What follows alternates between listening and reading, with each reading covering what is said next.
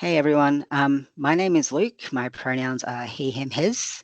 I'm 24 years old and I've been in a young carer role for over 13 years. I've cared for various people, so I've cared for my mum who has complex chronic medical conditions, as well as my younger brother who has epilepsy, early onset Parkinson's, and an intellectual disability.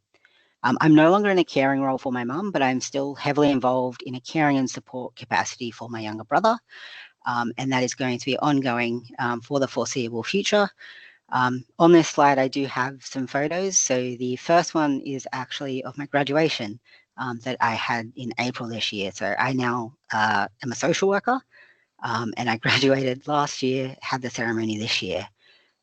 The middle photo is of the Young Care Leadership Program with some other YCs from 2017, I believe, a very long time ago.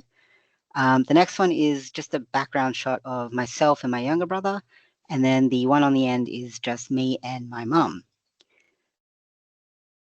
So I was told to give one keyword to describe the young carer experience. I've gone rogue and selected two. So I've chosen fluid and nuanced. By fluid, I mean the young caring role is ever changing, especially due to our age. There is continuous growth and development, whether that be physical, mental, emotional, as well as legal changes into what we can do and provide. So if we are over the age of 16, 17, we can drive. Then we have work and finances and study. So as we grow, our caring role changes significantly. So when I first started caring, it was mainly that practical support from stopping my mum from falling and emotional support as well. But then as I grew up, it turned into medical intervention. So first aid in the event of a seizure, injecting some medications, managing other medications, and then it moved into transportation and financial support for all my family members. I feel like there needs to be more dedicated programs for young carer health and wellbeing with greater reach. So currently, I don't have a photo of it here, but the Carer Gateway, the regions are very broad. So there is little opportunity for face-to-face engagement. A lot of it is only online.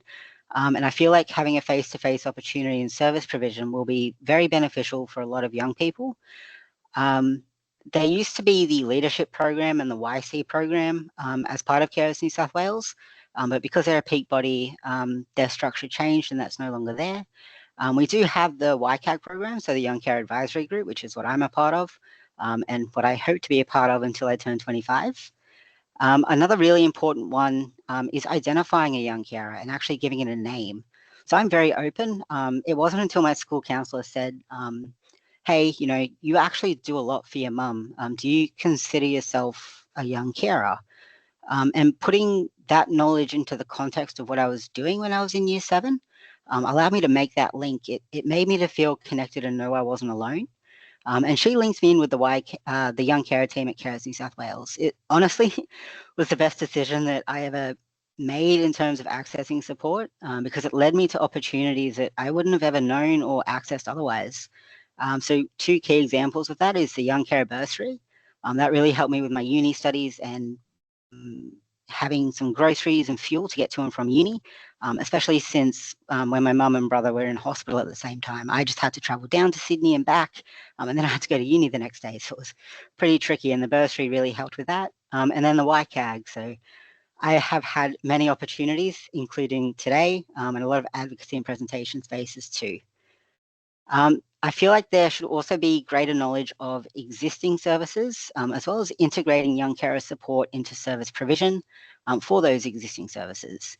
So as a social worker, I work within Headspace, and I've noticed that when I work here, when a clinician works with an identified young carer, they're unaware of the services and best practices to support them within the scope of Headspace, or even are unaware that Carer Gateway is an option. They feel like it's only for parents, and they're unaware that young carers who are actually in a caring role, it's anyone in a caring role, whether that be formal or informal, can access that support. So this is around how we can support young carers within research. So again, consultations with key stakeholders, events like today, talking to the young carer themselves, their informal and formal support network, so GP, doctor, psychologists, friends, and schools as well. And don't forget Carers New South Wales as a peak body.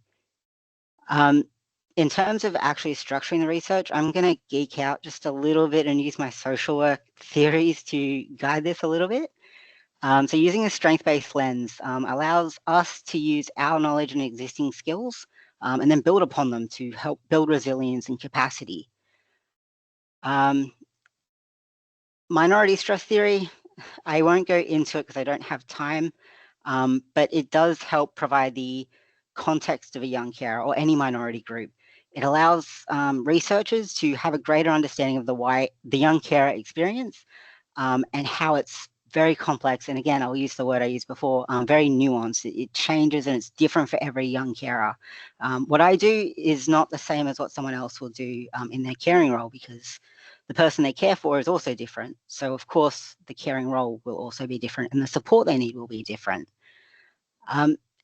That is really the two key points I wanted to put within research. There is not a lot out there, unfortunately. I really do want to get into the research space myself. I'm not good with words, but it is something I hope to, consult and help with in the future and continue to do things like this. So hopefully this can provide some context into my experience as both a young carer and a mental health clinician in the field today. Yeah, thanks for inviting me along to share parts of my story. Really appreciate the time that you guys have taken to come and learn and listen to a young carer's story.